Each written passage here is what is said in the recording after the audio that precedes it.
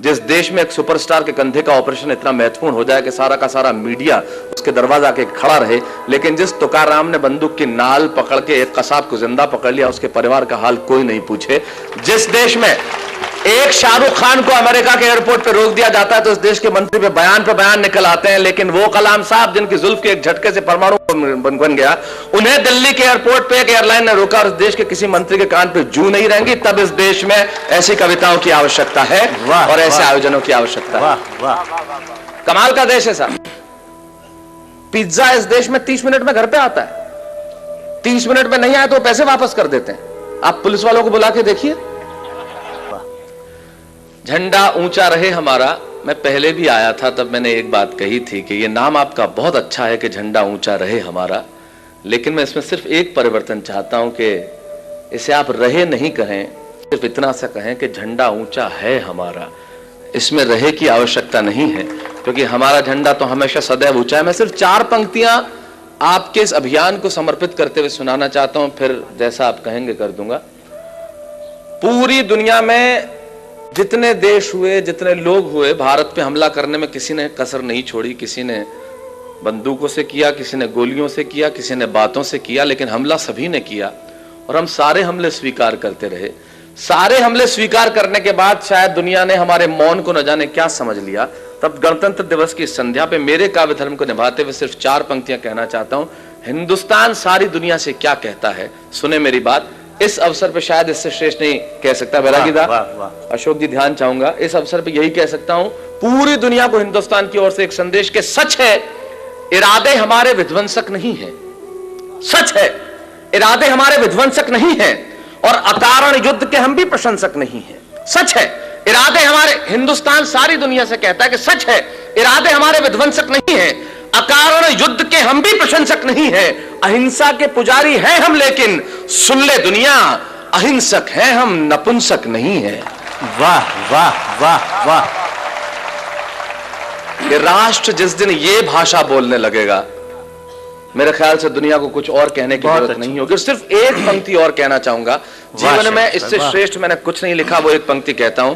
ये तिरंगा जिसे लहराते हुए आज हम बहुत गर्व महसूस करते हैं, जिसके नीचे खड़े होकर जनगणमन, मैं अभी पिछले दिनों सेल्यूलर जेल देख के आया। यकीन मानिए उन लोगों ने भारत की आजादी के कुछ नाम हम गिन लेते हैं जिन लोगों ने प्राण दिए, ऐसे बहुत सारे नाम हैं जिन्हें हम जानते नहीं हैं, लेकिन अगर उन्होंने प्राण नहीं दिए होते तो इस तिरंगे के नीचे खड़े होकर आज हम मुस्कुरा नहीं रहे होते। उनके लिए सिर्फ एक पंक्ति कहूंगा, उससे श्रेष्ठ कह नहीं सकता। सिर्फ ये कि जिस दिन तू शहीद हुआ न जाने किस तरह तेरी मां सोई होगी। जिस दिन तू शहीद हुआ न जाने किस तरह तेरी मां सोई होगी। मैं तो बस इतना जानूं वो गोली भी तेरे सीने में उतरने से पहले रोई होगी। वाह वाह वाह वाह वाह वाह वाह, बढ़िया भाई। मित्रों, यह औपचारिकता नहीं थी, इस राष्ट्र के लिए ऐसा सोचना बड़ा आवश्यक है और सचमुच इस तरह के आयोजन की आवश्यकता है। संजय जी, मैं बधाई देना चाहता हूं। चारों तरफ तिरंगे लहरा रहे हैं, आप 5000 मोमबत्तियां लगाएंगे, झंडा ऊंचा रहे हमारा। मुझे आज कोई पूछ रहा था आप इस कार्यक्रम में जा रहे हैं, इस देश में आजादी के बाद इस तरह के कार्यक्रमों की आवश्यकता क्यों है?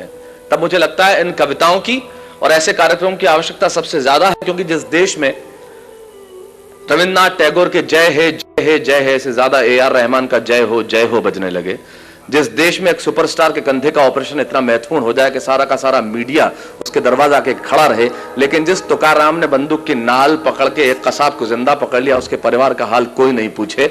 जिस देश में एक शाहरुख खान को अमेरिका के एयरपोर्ट पे रोक दिया जाता है तो इस देश के मंत्री पे बयान निकल आते हैं, लेकिन वो कलाम साहब जिनकी जुल्फ के एक झटके से परमाणु बन गया, उन्हें दिल्ली के एयरपोर्ट पे एक एयरलाइन ने रोका और इस देश के किसी मंत्री के कान पे जू नहीं रहेंगी। तब इस देश में ऐसी कविताओं की आवश्यकता है और ऐसे आयोजनों की आवश्यकता है। कमाल का देश है साहब। पिज्जा इस देश में 30 मिनट में घर पे आता है, 30 मिनट में नहीं आया तो पैसे वापस कर देते हैं। आप पुलिस वालों को बुला के देखिए।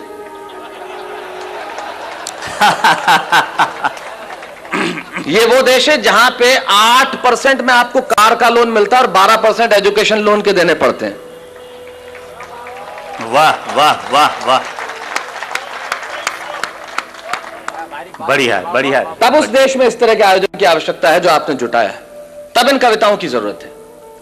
लेकिन बात तो वही है मित्रों, जैसा हम सब चाहते हैं, हर आदमी चाहता है कि मुझे मेरे एक मित्र हैं संजय, उनकी बहुत बढ़िया पंक्तियां याद आती है इस अवसर पे। उन्होंने बहुत अच्छा कहा है कि कभी सलमान के बालों तो कभी कैटरीना के गालों पे मर गए। आज इस अवसर पे इससे बढ़िया पंक्तियां मुझे याद नहीं आती।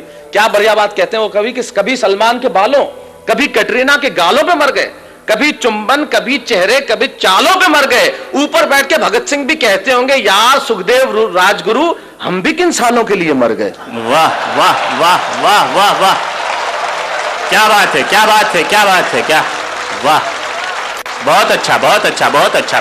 शैलेश भाई एक बार और तब इससे आगे की पंक्ति मैंने एक बात कही कि हमने याद रखा, हमने हमारे महापुरुषों को याद रखा, लेकिन हमारे महापुरुषों को कैसे याद रखा। एक पंक्ति में कहना चाहता हूं कि सपनों के झूले में हम सभी झूल जाते।